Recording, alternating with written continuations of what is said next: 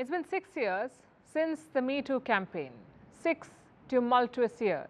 In this time, we have called out sexual harassers. We've unmasked dozens of predators. But how many have we punished? I ask because of the Kevin Spacey trial. The actor has been acquitted by a court in London. He was accused of 9 sexual offences by 4 men. All the cases were in the same period, from 2004 to 2013. But the jury did not convict him. They found him not guilty of all the offences. So Spacey walked out a free man. He says he's humbled by the verdict. Listen to this first. I imagine that many of you can understand that there's a lot for me to process after what has just happened today. But I would like to say that I'm enormously grateful to the jury for having taken the time to examine all of the evidence and all of the facts carefully before they reach their decision. And I am humbled by the outcome today. Kevin Spacey had been accused by around 30 men. Not all of them went to court, 30 men. Those that did had multiple allegations of groping, of drugging, and of assault. Spacey denied all of it. He said the accusers were out for money, but he did admit to 2 things. 1, that he was a quote-unquote big flirt, and 2, that he often made, and I'm quoting, often made clumsy passes, whatever that means. The accusers did testify against Spacey, but the jury was unmoved. They declared him innocent. There is already talk of him making a comeback.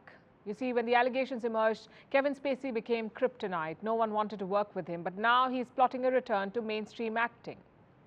Johnny Depp did the same after his domestic violence case. So tonight we're asking an important question. Have courts failed the MeToo movement? And Kevin Spacey is just one example of it. American comedian, Bill Cosby was accused by 60 women, 60.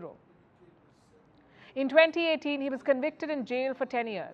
It was seen as a huge moment in the MeToo campaign, but the joy did not last. In 2021, that conviction was overturned.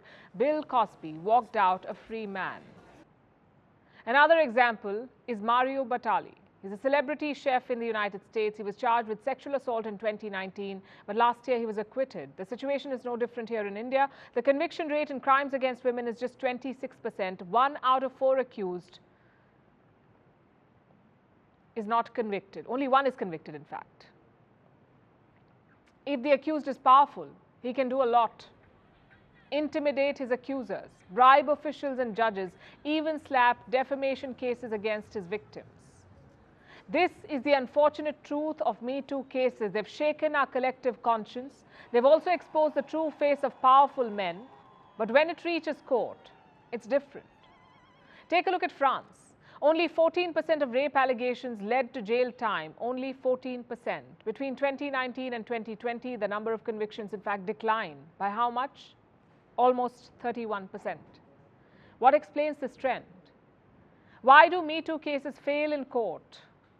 There are multiple reasons for that. One major reason is the type of legal system in place. Western countries use the jury system. Ordinary people are constituted into a panel. This panel will decide whether the accused is guilty or not. It may sound like democracy in justice, but not every case is easy to understand or decide on. Some of them are complicated, like MeToo cases, very complicated. Do jurors understand the concept of power disparity or the idea of consent?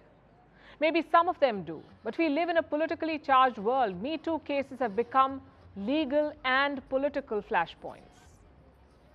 So using juries may not be ideal. The second reason is time. Accusations have emerged or often emerge after years or decades.